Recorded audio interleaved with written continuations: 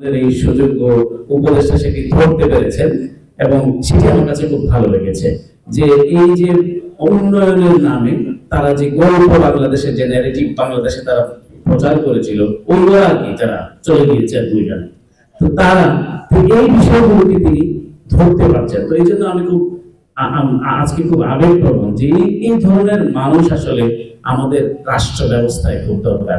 অবশ্যই একটি তারা একটি অন্তর্বর্তীকালীন সরকার বাংলাদেশের বর্তমানে আছেন এবং সব এতগুলো পচে যাওয়া গড়ে যাওয়া প্রতিষ্ঠানগুলোকে টিকে তুলে আনবার জন্য কিছু মানুষ কাজ করছেন। আমি বলছি না যে সব সেক্টর সদরভাবে কাজ করছে, সেটিও আমি জাহির করছি না, কিন্তু আমি কিছু কিছু মানুষ যে কাজ করছেন আমি খুব আজকে খুব আনন্দিত যে দেখলাম যে খুঁটিয়ে খুঁটিয়ে প্রতিটি বিষয়ে দেখবার একটা যে প্রয়াস, এটি আমার কাছে ভালো লেগেছে। এটাই চাই, এই বাংলাদেশটাই চাই, এই পরিবর্তনটাই আমরা চাই। আমি আজ এই মুহূর্তে দাঁড়িয়ে অত্যন্ত গর্বের সঙ্গে বলতে পারি আমার যেমন বাংলাদেশের রপ্তানি বাণিজ্যে একটা নতুন দিগন্ত উন্মোচন করতে সাক্ষী হচ্ছি সবাই।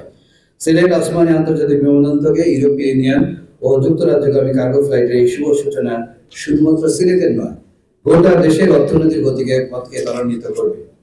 এই ফ্লাইট পরিচালনা করছে গ্যালিস্টার ইনফিনিটি এভিয়েশন, যার প্রথম গন্তব্য হচ্ছে স্পেনের জারাগোজা শহরে।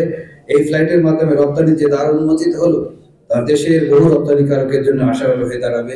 এটি শুধু একটি ফ্লাইট নয়, বরং সিলেট অঞ্চল সহ বাংলাদেশের রপ্তানি কেন্দ্রকে অর্থনৈতিক বেগবান করার এক যুগান্তকারী পদক্ষেপ। এই যুগান্তকারী কার্যক্রম বাস্তবায়নের জন্য যে পরিকাঠামো প্রয়োজন ছিল তা নিশ্চিত করতে বিবেচক প্রধান ভূমিকা পালন করেছে। বিশেষ করে ওসমানী রপ্তানি কার্গো কমপ্লেক্সে একটি ওয়্যারহাউস নির্মাণ করা হয়েছে।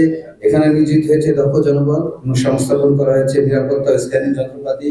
বিমানবন্দর থেকে সরাসরি ইউরোপের উদ্দেশ্যে প্রথম আন্তর্জাতিক কার্গো ফ্রেটের আনুষ্ঠানিক উদ্বোধন নিঃসন্দেহে আমাদের জন্য একটি যুগান্তকারী পদক্ষেপ।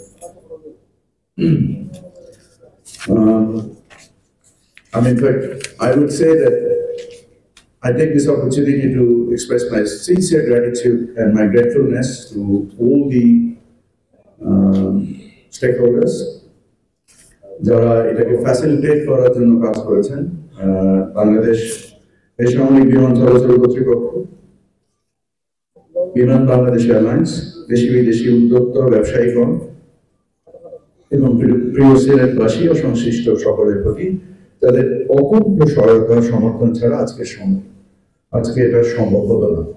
At the same time, আমি আপনাদের কাছে ক্ষমা চেয়ে নিচ্ছি যে আমাদের অনুষ্ঠান দেরি হওয়ার জন্য। আমি নামার পরে আমরা কার্গো ভিলেজ পরিদর্শনে যাই, সাবসিকুয়েন্টলি নতুন টার্মিনাল ভবন পরিদর্শনে যাই এবং এই টার্মিনাল ভবন পরিদর্শনের সাথে সংশ্লিষ্ট যে ডিজাইন ইস্যুসগুলো ছিল এটা নিয়ে আমরা পিডির সাথে একটা মিটিং করি। So back to back meeting থাকার কারণে আমাদের এখানে আসতে দেরি হয়েছে, এই জন্য আপনাদের দীর্ঘক্ষণ অপেক্ষা করতে হয়েছে, তার জন্য আমি ব্যক্তিগতভাবে ক্ষমা